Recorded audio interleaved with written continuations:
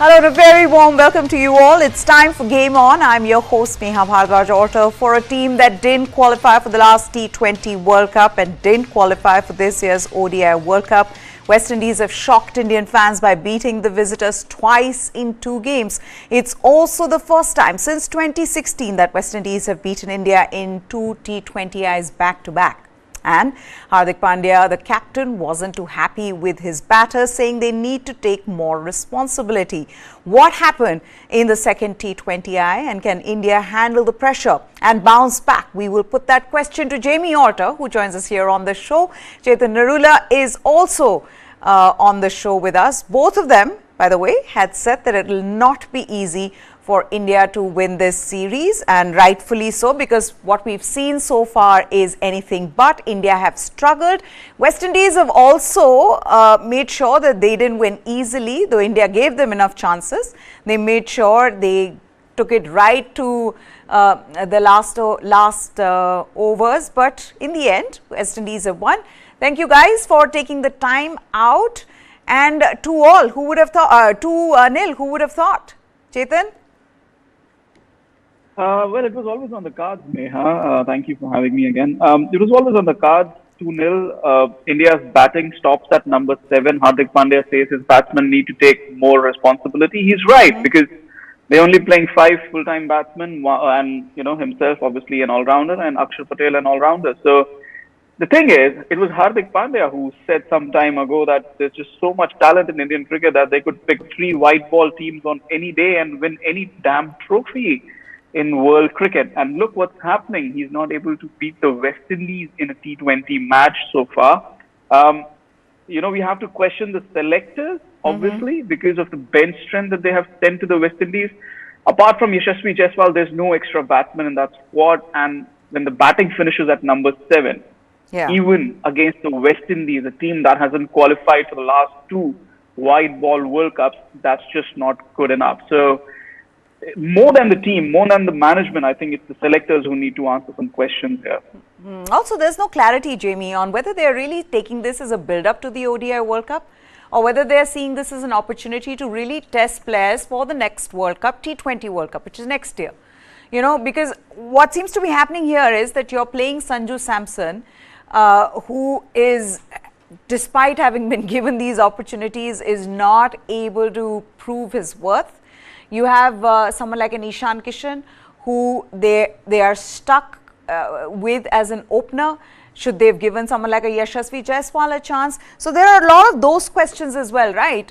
Are you seeing this series as a build-up to the World Cup, where you're trying your players, keeping in mind the ODI World Cup later this year? Or are you seeing this series as a sort of experiment where you're going to try some of the younger, newer players? I feel like there is already enough confusion around that. Unmute yourself. All right, at least I went into this series personally saying, look, this should start the countdown to next year's World Cup in the same country. And after one match, I said, no, I think this is a rehearsal for the one-day World Cup. And after yesterday's match, I really am not sure what's going on. I just want to say, Chetan was just talking about West Indies. I'm actually not going to give them much credit, because what are they doing, right? They're winning by 4 runs and they're winning by 2 wickets. These are not wins. These are defeats that India have handed them, So had the margins been 16, 20 runs, I would say, oh, West Indies, maybe we're seeing another mini revival, but we're actually not. It's because India have been so abject, mainly with the batting, let's face it. And then Hardik Pandya not bowling Chahal for his 4th over in either match. Just shocking captaincy. Chetan's absolutely right. When your batting ends at number 7, and let's not forget who that number 7 is. That number 7 is someone like Akshar Patel, who we've discussed already, is seemingly being left hung out to dry, I think were the words that Chetan used. Akshar Patel and Washington Sundar, when Jadeja was not around, they put up fantastic numbers. Now, Washington Sundar is not here, so no point discussing him. But what are you doing with Akshar Patel? You're not bowling him, you're shuffling. You have a fantastic, to my mind at least, street smart white ball cricketer, and you just have no idea what to do with him. So this is an utter mess, and I'm not even going to try to attempt some answer, Meha, to what this team is thinking in these T20s. We're asking this question to you all as well who are watching us. You know, you're listening to us discuss this, and it's been, what, 3-4 days we've been talking about this. What is India trying to do? We discussed this before the first T20I. They lost the first T20I, then we discussed it after that. What seems to be going on? So let us know. What do you think in the comment section below? But now let's just look back on the game. Another impactful innings from Nicholas Pooran took host West Indies to a narrow 2-wicket win over India in Guyana, which puts them up 2-0 and leaves India needing to win the remaining 3 matches to avoid their first T20I series loss to West Indies since 2016. This is huge. If India loses this series, this is a massive loss. Batting first, India's batters again underwhelmed by making 152 for 7 in 20 overs with only the new face, Tilak Varma. He stood out, he crossed 27. Shubman Gill, Suryakumar Yadav, Sanju Samson combining for just 15 runs. Varma playing his second international match, top scored with 51 of 41 balls, and only Ishan Kishan with 27, like I said. And Indian captain Hardik Pandya with 24, making any other scores of note. A long tail, like Chetan was referring to, like Jamie was referring to, hurt India's chances of a big total once the batting bar, Tilak Varma, failed to step up. And for the second match in a row, Pandya did not bowl his most successful spinner Yuzvendra Chahal for a 4th over. Despite the leg spinner taking 2 wickets in 3 overs while being the most economical of the 5 options used in the match. What was the reason behind it? No one can quite figure that out. Pandya's 3 wickets helped India make early inroads, but Pooran turned the match around with a 67 of 40 balls, during which he was severe on Ravi Bishnoi and Mukesh Kumar. In the end, however, it took some serious application from tail-enders Akil Hussain and Alzari Joseph to steer West Indies to a 2-wicket victory. I want to ask you, what was Hardik Pandya waiting for? Was he waiting to bowl Yuzvendra Chahal in a super over, Chetan? What was he waiting for? Because clearly now this has happened twice in the last game as well as in this game. And the guy has got you wickets. The guy, you know, you can see the batters are struggling against him, and then you don't bring him in. Well, first of all, the super over doesn't count towards the quota of overs in the match, right? So he could have used, he could have used the 4th over and then still bowled Yuzvendra Chahal in the super over had there been one. But like Jamie said, it's just futile to try and understand what they're trying to do. In fact, I just realized they did not bowl Akshar Patel at all yesterday. I don't know how I skipped that. They did not bowl Akshar Patel. Yeah. Is he playing as a pure batsman at number 7? And he's not going to play the T20 World Cup next year for sure when Ravindra Jadeja comes back. So I have no idea, absolutely no idea what Rahul Dravid is thinking, what Hardik Pandya is thinking, what the selectors are thinking. Ajit Ankarkar, I thought chief of selector coming in, flying to the West Indies, probably provides some solutions to the team management. As you said, there's no clue whether they are building towards the ODI World Cup or the T20 World Cup. There has to be a bit of a balance. Yeah. I mean, over the weekend, I heard a rumor that Shubman Gill probably will drop down to number 4 with Ishan Kishan and Rohit Sharma opening in the Asia Cup. To my mind, it's just boggling what's really happening. So you can't really figure out what's happening watching on the field. I mean, the West Indies batsman, we talked about Nicholas Pooran. Yes, the margin of victory hasn't been too big, like Jamie said, but let's not take anything away from the West Indies, because, and why I say that is, you look at the way their number 9 and 10 are batting yesterday, and they needed those 15 odd runs to score that victory, and they batted properly. Compared that to the first T20, Yuzvendra Chahal is all wide.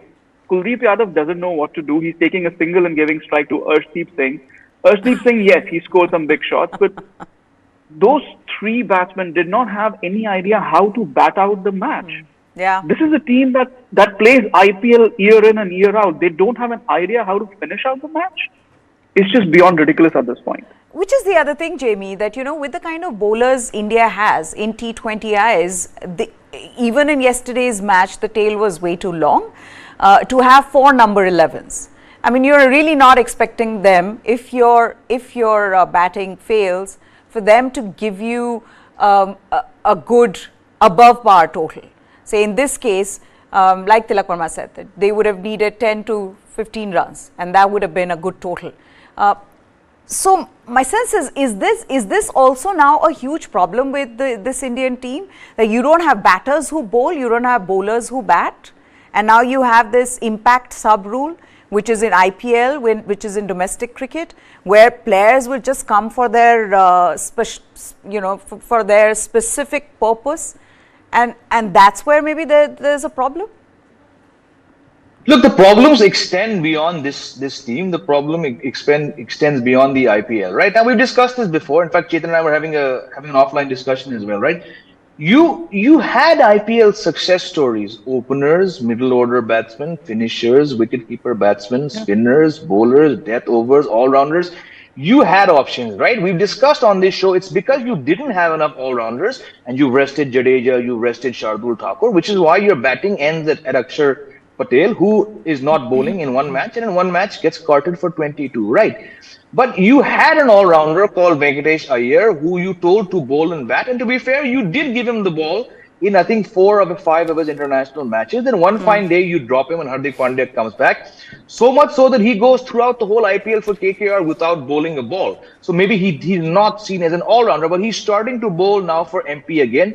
You at least had someone who was bowling at some point, right? You had an all-rounder, Deepak Hooda, but you didn't know what to do with him. He got into the team because he would bowl now and then. Bowling is obviously his weakest skill, let's face it, but he could bowl now and then, and he could bat at 3-4. You started to bat him at number 7, and then you bowled him randomly. He would have 1 bat over. So now you've lost him. You have players, right, for, to my mind, a rather meaningless 5-match series in the West Indies. You could have added some all-rounders who played for India. I wouldn't even put them fringe players. I think they're so far behind. But at least they could, if need be, they could float, they could bowl a couple overs. You don't have those, right? Now, Arshdeep Singh came into this Indian team, 18 months ago, 2 years ago, I think 2 years almost, as a death overs bowler. He's now become a power play bowler. So what are you doing with people, right? Yeah. I just don't understand. My point is, you had options, but you chose not to take those options to the West Indies. Those options are going to the Asian Games. Those options are in Ireland. Looking at the scoreline 0-2, I think that those players are sorely missing here in this current series. Chetan, you want to just add to that? Yeah, I mean, you look at, yes, I mean, Venkatesh Iyer probably didn't have the best of IPLs, but you have other players who did have a particularly decent IPL this time. I mean, IPL is the basic parameter you look at when you pick a T20 side, and that's what the selectors were trying to do. And you look at somebody like a Shivam Dube. He's not a regular bowler, but he could just send a few overs down. Rahul Tewatia, he's a finisher.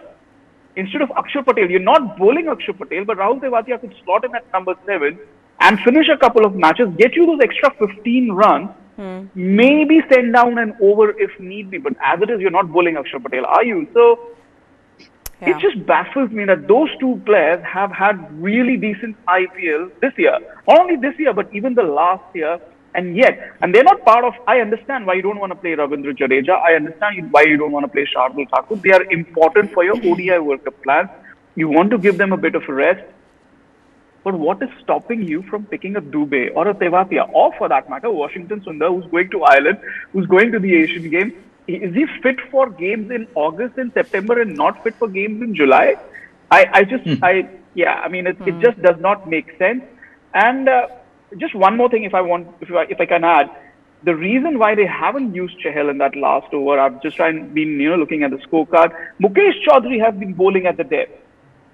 Yeah. So Jamie doesn't agree with me that they are looking at Mukesh Chaudhary as a backup for the World Cup, but they are literally trying to do that. They're trying to bowl him at different, phases during a match, giving him death overs in the ODIs, giving him death overs in the T20s. Even when you have somebody like an Arshdeep there, they are just trying to prep him up for the ODI World Cup should Bumrah drop out, or should you need a backup pacer and anything. So it just all, hints towards that. But is it the right thing to do? Time will tell. Okay, so the other thing now, this is what Hardik Pandya had to say after India's performance, and he was upset with the Indian batters. He said That was not a pleasing batting performance by us. Let's put that quote up. This is Captain Hardik Pandya, who said that was not a pleasing batting performance by us. The wickets were falling and the track was on the slower side and we were not good enough to get to 160 plus. The way Pooran has been batting makes it difficult to rotate spinners. It doesn't matter if someone takes the ball away or into him. The way he batted was brilliant and it was incredible. The youngsters are coming with confidence and fearlessness. This, I think, is referring, of course, to Tilak Varma in the kind of shots that Tilak Varma played in his innings. But Jamie, this is an important one where, you know, if your top order, if your top batsmen are not going to get you runs, to expect runs from your tail is a bit much. And you're also against West Indies. Now, I'm with Chetan when I say that I think West Indies did a good job of restricting India to 152 on that pitch, especially in the way Tilak Varma was batting to get him out. But hey, let's talk about some of the shots that the batters played. Do you expect those kind of shots from, say, someone like, let's start with Shubman Gill. He'd already tried a shot, missed, went for a 6, the next delivery, and then again tried to go for a big shot. Do you have to do that? That's Shubman Gill. I also want to then talk about Sanju Samson. How many opportunities will Sanju Samson be given before you know, he grabs those opportunities? I mean, look at what Tilak Varma is doing and then look at what Sanju Samson is doing and the way Sanju Samson got out. So a lot of what India did yesterday was their own doing and they have to be responsible for that. Absolutely. In fact, I compared Shubman Gill's shot to the way that I bat. You know, like मुझे वहाँ मारना, अरे यार ball तो third man पे गया. You cannot be doing that. Jamie, your audio seems to have gone. Have you unmuted yourself? No, I've not done anything. Okay, now it's back. It's back. Go ahead. Okay.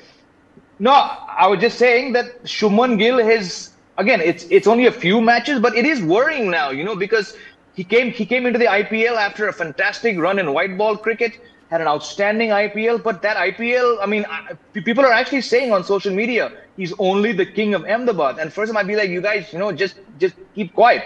But the more you see him struggle in every inning, you start to wonder, you know, is he just good in certain conditions? That shot that he played was horrible. Sky, look, when someone gets run out, just like Samson was run out the match before and Sky was run out, it's very hard to sort of go after them. Yeah. But yes, Sanju Samson's shot selection, like Chetan has been talking about, and I agree, he gets away with that in ODIs for some reason, but in T20Is, we're up to now 19 T20Is. The stats just do not add up. And like I said earlier, if I'm going to go after someone, it's going to be based on pure facts and stats. And the point is that Sanju Samson, across a long time, in 18 T20Is, has one innings of note. Why this team is still persisting with him when he played the kind of shot that he did yesterday? You know, yes, you're getting bogged down, but you barely faced 6-7 balls. Try something. Why is your go-to shot trying to slam the spinner into the stands? Yeah. It might work once, it might work twice. It's not going to work, right? Yeah. So look, when like Chetan said the other day, when Tilak Varma is grabbing his opportunities, top scoring in 2 matches in a highly competitive Indian cricket team, this is what is going to get you more playing time. Ishan Kishan had a terrible match. Again, look at the dot ball count. He got 27, but you just scratch the surface and you see his problem, you know. So when 3 important batsmen combine for some 16, 17 runs, and you have a very long tail, I'm going to actually include Akshar Patel in that tail because he's not been doing much. You're not going to win many matches. I don't think Dravid's going to be happy with that. He batted him at number 4 in the ODIs, Jamie, in case you forget. But let's also... Oh, yes. Let's also talk about Ishan Kishan in T20Is. Chetan, looking at his numbers, yeah, 8 T20Is this year, averaging 12, striking at 89. Should India give an opportunity to... Yeah, I mean, for Ishan Kishan. Should India give an opportunity to Yashasvi Jaiswal? You know, you were talking about how IPL performances should be rewarded. Here's a player who was phenomenal in the IPL. Give him an opportunity. Well, for one, I have been surprised that Yashasvi Jaiswal hasn't made his debut in this T20 series already. For me, he has to be playing that. I mean, he was, the top scorer among the Indian batsmen this year. or at least among the top 2, 3 there. I think Shubman Gill was the top scorer, sorry. So, look, Yashasvi Jaiswal should have been. I mean, even before the series started in the preview show, I said I expect Yashasvi Jaiswal to make his T20I debut, but it just didn't happen because they want to give more opportunities to Ishan Kishan and Shubman Gill to probably bat together, give them chances leading up to the ODI World Cup. But there has to be a balance somewhere in there. To defend him just a bit, it hasn't been easy. Same with Shubman Gill. It hasn't been easy batting in these 2 T20s. The first match, the pitch was double pace. They were chasing. It was already an older pitch. The second match, the way you look at it in terms of how West Indies started and how India started, it was not easy to score against the new ball, which is why Hardik Pandya was so successful with those 3 wickets at the start of the West Indies innings. It was not easy to get the new ball away. It was not easy to score those runs in the power play, which is why they should have probably buckled down a bit and, taken their time. The dot balls don't really bother me because Ishan Kishan actually stayed at the wicket for a bit, but the number of runs he scored was a bit less, especially after Shubman Gill got out, and those shots from Shubman Gill and Sanju Samson, they left a lot to be desired. The only thing about Shubman Gill is he's not scoring too many runs. I mean, this theory that Ishan Kishan and Rohit Sharma should open the innings and he should slot down at number 4 or even be dropped from the playing 11, that will gather steam the more opportunities he doesn't score big runs. So we'll have to wait and see. But Ishan Kishan, yes, he scored so many runs in the build-up to this particular series and the build-up to this particular knock. I'm not going to, one failure. I mean, he can't be scoring every match. I think it's if I the can add same about case. Sanju Samson. Yeah. No, sorry. I think it's the same case. What I'm trying to say is the format where, like, we say the same thing about Suryakumar Yadav struggling in ODI. Similarly, from what I was seeing, the numbers for Ishan Kishan this year and last year haven't been great when it comes to T20 internationals. So that was the thing. You have to play them, don't you? Yeah. I mean, you're building up to the ODI World Cup. There has to be a sort of a balance. You have to play them. You've only picked 8 batsmen and you have to play 7. So they are going to play. They are going to play. There's no doubt about that. True. Okay, now the one man who has impressed us all, that he has top scored for India in his first 2 international matches, speaks of not just how highly Tilak Varma is rated, but rightfully so. All of 20, he made 39 of 22 on debut in the first T20I, and yesterday he hit 5 fours and a 6 in getting to his first half century at this level. And in both innings, the left-hander displayed the range of shots that earmarked him as an India contender during the 2022 IPL for Mumbai Indians. Another good IPL season this year pushed Varma into India's T20I squad, and on the basis of what we have seen him do in successive innings, the youngster looks the part. He can bat at 3, 4, 5.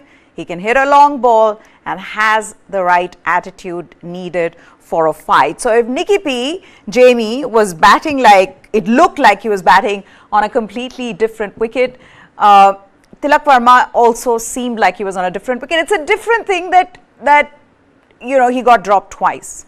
So there is that in his innings. But some of those shots that you saw from him, once again, fearlessness, but also I feel like he has the shots to match that fearlessness. It's one thing going for shots and not having it in your repertoire, but he knows that he can clear the boundary and he does so.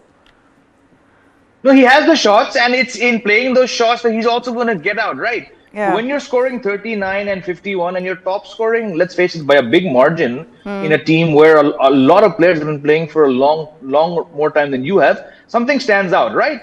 Of course, we know that he's not going to get 39 and 50 every single match, but in the same conditions, when nobody else is clicking, he's doing something, right? Maybe he's using his crease better, maybe he's shuffling around, maybe he's got better hand-eye coordination, I don't know. If you want to dissect and look at each player, yes, Chetan is right. Ishan Kishan will not score, and the game he has, it sort of sets you up to fail more than win. But when he clicks, it looks really good. Shubman Gill, I'm at a loss because he's batting pretty much the same way he's been batting all through the year. It's just that some shots are a bit late, some are spooling off the edges. Sky, again, I think we discussed it before. They're playing him so much in the wrong format that now it's affected his T20I batting. Who's going to be answerable to that if Suryakumar Yadav, the T20 phenomenon, suddenly starts to look like an impersonation, right? Hardik Pandya's batting has been a problem for a while. Yes. And then who's left? I mean, Samson. I'm not even going to say anything about Samson. He's been an utter disaster as far as T20 eyes are concerned. So it just raises the matter of maybe in hindsight the wrong players picked.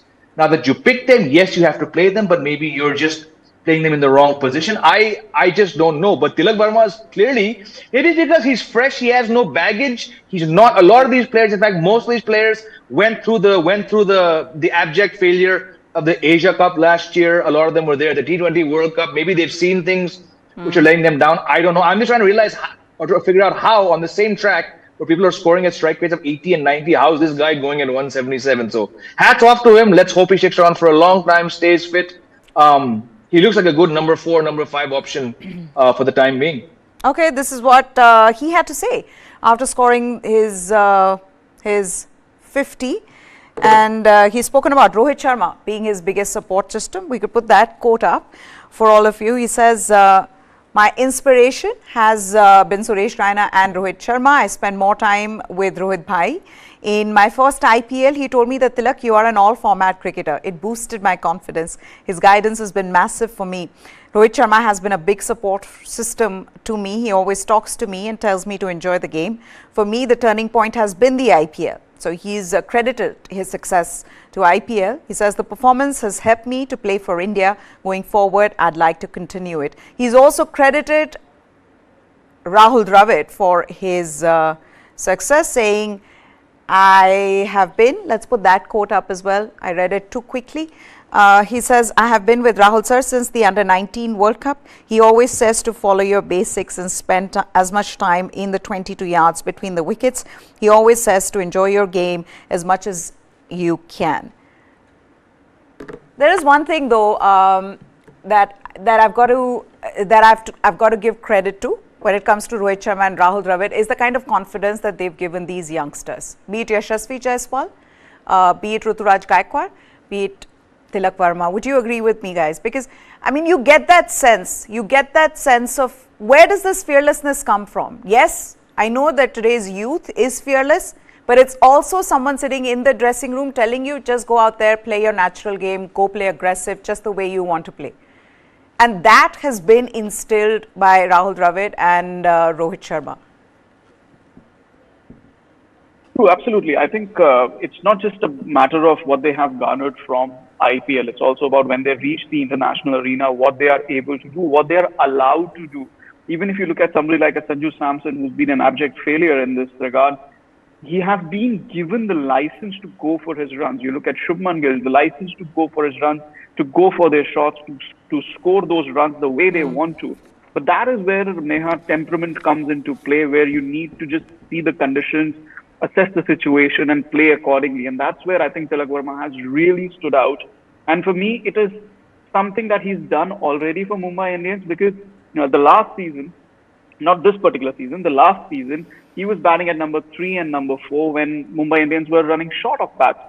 Yeah. This year, because they had somebody like a Cameron Green coming and scoring runs, so he was shifted down to number 5, and he scored runs there as well. So he's seen different situations and he's modulated his game accordingly. And now he's bringing that same modulation in terms of situation to the international arena. For me, that is a win-win situation. Confidence, yes. Big shots, yes. Temperament, yes. And I don't think we can say the same thing about some other batsmen. Okay, now it wasn't just Chetan, Jamie and I who were upset, or the fans, Indian fans, just looking at how India have played these T20Is. Venkatesh Prasad, former Indian cricketer, he is very upset. And he showed it on social media. This is what he had to say. And let's put that quote up. And we'll also discuss Hardik Pandya's captaincy just a little bit more.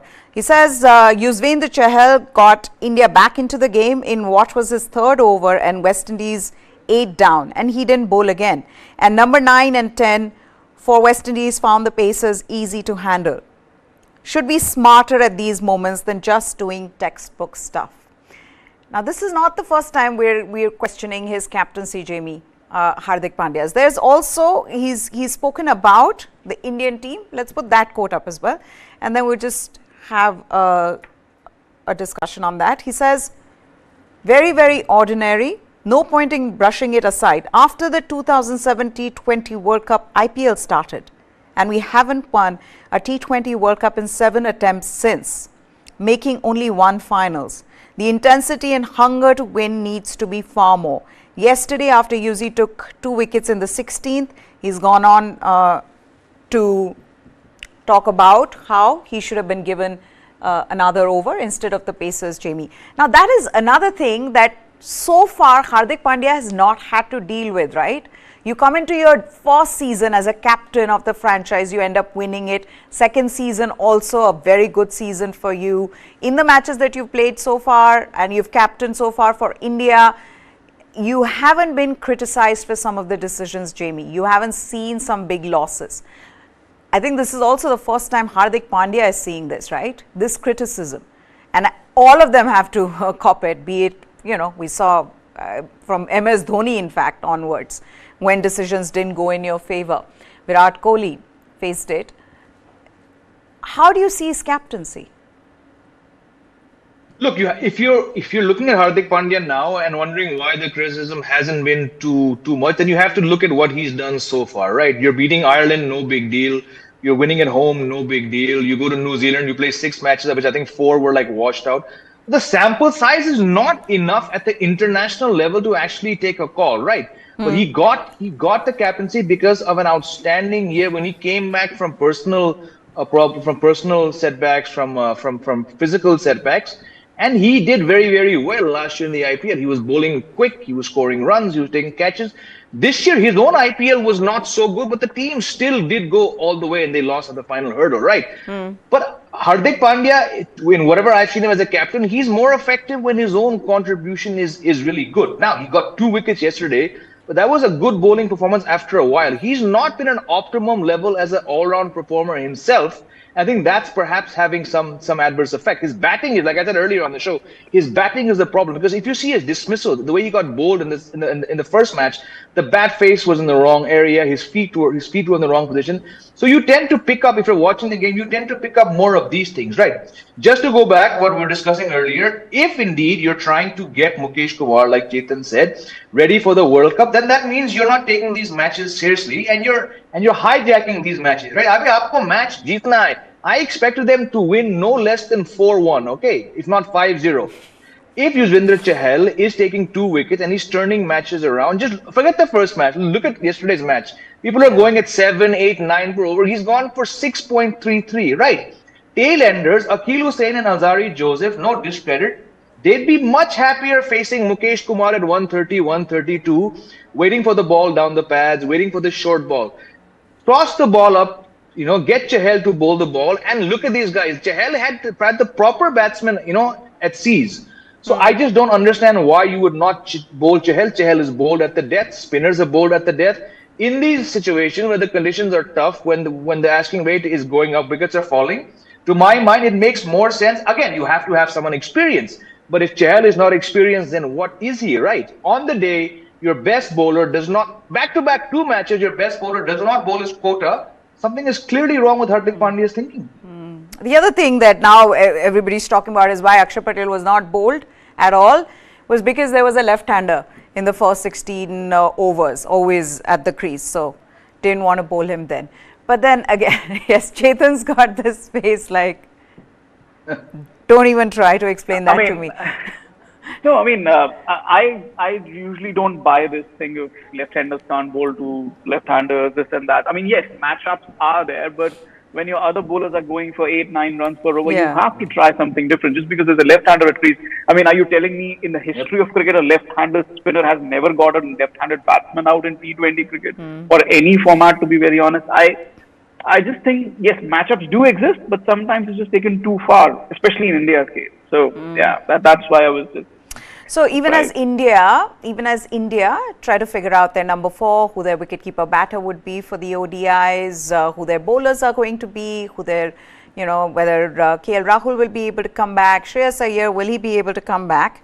While India is trying to figure this out, Australian selectors have announced a preliminary squad of 18 cricketers for the ODI World Cup. which will be pruned down to 15 for the tournament, and it does not include Manas Labuschagne, who's been dropped for the 5 ODIs versus South Africa as well after averaging 31.37 across 30 matches since his debut in January 2020. Included for the first time in Australia's ODI squad are the leg spinner Tanveer Sangha and all-rounder Aaron Hardy, while regular captain Pat Cummins, he will not play the 3 T20Is in South Africa before the ODIs on account of a wrist injury. In his place, Mitchell Marsh, he will be the captain of the team for the T20I leg of that tour. Glenn Maxwell will not be part of the ODIs as he expects the arrival of his first child, but he will link up with Australia's World Cup squad for 3 matches in India in September. Okay, let's get reactions first. Jamie, while India even try to figure out the Asia Cup probables, while BCCI and ICC sit together to figure out the schedule, the final schedule, while we wait for the accreditation of the World Cup, Australia have gone ahead and have released at least a provisional squad. Now, I got a lot of these people on Twitter saying, "Arey, provisional squad, what's the big deal?" I said, it's still 18 players that they've zeroed in on. Which other team can say that? Yeah, absolutely. And see, Australia have a plan. Again, things can change, players can get injured, but that 18 will come down to 15. But I don't see any outside person now coming in, right? It just speaks of a clarity. You know, there's a reason why I have them as favorites for this World Cup. So it just speaks of their process. Of George Bailey, obviously as a player, he doesn't enter anyone's greatest Australian 11 across formats. But he's shown, you know, he showed a sharp brain when he was leading Australia for a brief time. He's not been afraid to take some tough calls. I think he has tougher calls. Chiefly, when do they get rid of David Warner, who's been underperforming for a long time now, especially in Test cricket. But look, I mean, you look at why Manas Labuschagne has been dropped. You know, he's played 30 of 38 ODIs since he made his debut. Yeah. 100, 650s, average 31. Australia, see, you know what? It's not good enough for someone like Manas Labuschagne. You know, I don't see these calls perhaps being taken by any other country. Obviously, you feel bad for Labuschagne. First time, you know, you assume he'd be at the World Cup, but it's okay. You know, many greater players have been dealt such hands. It just speaks to my mind, about the kind of clarity and killer instinct that Australian teams have had and should have going into the World Cup. Absolutely. Now, inconsistency, like Jamie was saying, Chetan, has cost Manas Labuschagne, and 30, that's his average, right? A career average in ODIs, and Australia thought that they really didn't fit into their plans. You compare that to India, and we're still trying to figure out whether Suryakumar Yadav fits into our plans. Having said that, are there any advantages in putting out a squad right now? I mean, their official date is what, September 28th, right, guys? That's the time. After which, if they want to make any changes to their 15-member squad, they need to inform the ICC. My thing is, does this help? And of course, they can make changes to this squad. Of course, Manas Labuschagne can come back, which is what George Bailey has spoken about as well to reporters. He said, look, the door's not completely and firmly shut on him. If he performs well for Australia A, there is a chance that he may come back. Of course, he'll need to sneak back in. But do you see advantages of announcing the squad this early? Well, the first advantage, Meha, is in fact that the World Cup is indeed happening, because the way the BCCI is going, it didn't feel like the World Cup is happening. But a team like Australia is naming the provisional 11, then yeah, maybe the World Cup is indeed happening. I mean, I'm sure they know much more, or they have much more information than we do. But jokes apart, I mean, look, as Jamie said, they have narrowed down on a squad of players they think that is capable of delivering the World Cup to them. The big part is it gives confidence to those particular players. They know their roles. They know they are in the plan. Somebody like a Manas Labuschagne, even he's been given the kind of a rope that, okay, you know what, you perform in the A squad and maybe we'll consider you. That's an outside chance. I mean, obviously injuries could happen, so he will be on standby, etc., etc. But the fact of the matter is 18 players, 2 months out, 3 of them will be chopped and then they will be ready. Those 3 ODIs against India, Australia's 15 for the World Cup, they will play those 3 ODIs because they will know what they are really doing. And look, we are talking about a team that doesn't drop Nathan Lyon when there's a green top wicket for the World Test Championship final. Yeah. We dropped our 400 wicket taker just because there was a bit of green. So that shows the clarity of thought that Australian cricket has. I really admire Pat Cummins as captain. I think he is somebody, he's a bit of a superstar, if I can say so. And George Bailey, I mean, let's not forget, in the 2015 ODI World Cup, Michael Clarke was not available for a majority of the tournament. It was George Bailey who was leading the Australian side, and he took them into the latter stages. Then Michael Clarke came back, and obviously they won the World Cup. But the majority of the bulwark as captain was done by George Bailey. So his leadership is by no means, that cannot be underrated. So I think he's done a tremendous job as Australian selector. And like Jamie, I also think that Australia are, if not the firm favorites, but one of the top two contenders for this upcoming World Cup. And I wouldn't be surprised if they are playing the final in Ahmedabad. You need this clarity of thought. You need this clarity of thought 60 days away if you are really aiming to lift that trophy. But listen, how can you say the World Cup's that you're not sure the World Cup's not happening, because Australia have announced their squad and we've still not got a schedule, because Pakistan have acquiesced. Yes, Pakistan have decided to send their cricket team to India for the 2023 Men's ODI World Cup in October, November this year, finally ending months of uncertainty over the country's participation. I don't know who was uncertain. There was no option. We knew that they were going to come. There was no option. Yeah. Pakistan's Ministry of Foreign Affairs said in a statement, Pakistan has consistently maintained that sport should not be mixed with politics. It has therefore decided to send its cricket team to India to participate in the upcoming ICC Cricket World Cup.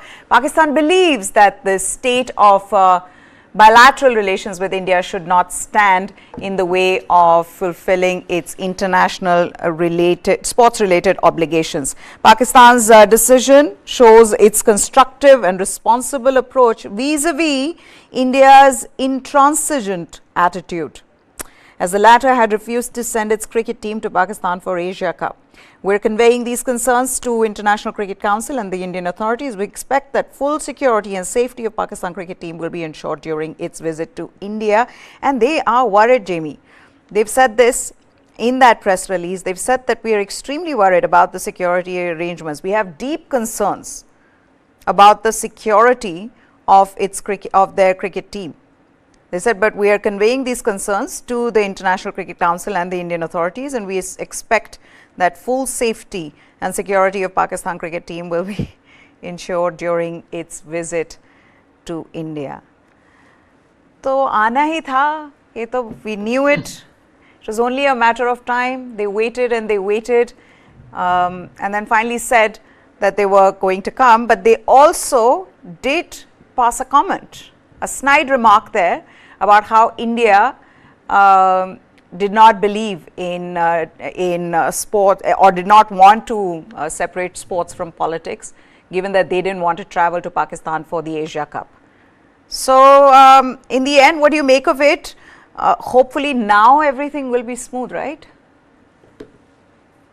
Yeah, as in it should be. And look, Pakistan has nothing to worry about. They'll get VIP security, VIP, just like every other team. It's not like they're going to get less security than some other of the other teams there. It's just, and given the fact that what's been going on in the country, we discussed before how the way their cricket is being run, I'm not surprised that they had to add in a line here or there just to get some, I don't know, some moral standing, or to boost their players or their fans or their audience. Frankly, it doesn't really matter. It had to happen. There was no way that they would not show up, and here they are. So wish them all the best for the tournament.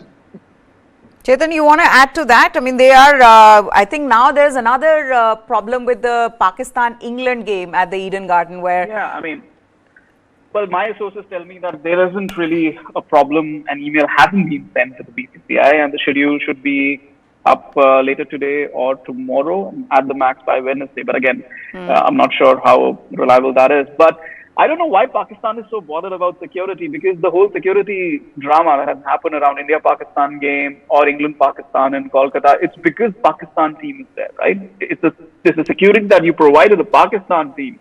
That's the problem, because that takes a lot of work and planning and everything. So Pakistan is the one team that shouldn't really be worried about security in India because they will be really taken care of. And there was never any doubt in my mind that Pakistan will have to come for this World Cup because I've maintained this all along on this platform and others as well that 2023 ODI World Cup can happen without Pakistan. The 2025 Champions Trophy cannot happen without India. So Pakistan really had no option but to come and play in India. I know for a fact their plea of playing Pakistan matches on neutral ground in Sri Lanka or Bangladesh was not even entertained.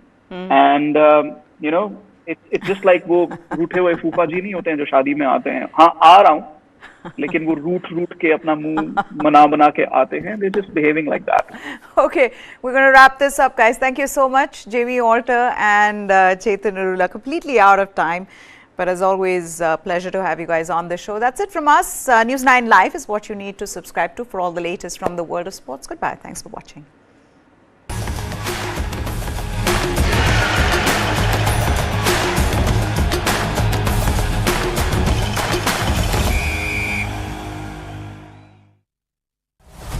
Gautam Adani, one of the richest men in the world, or a business honcho, accused of manipulating the market. Adani ji 6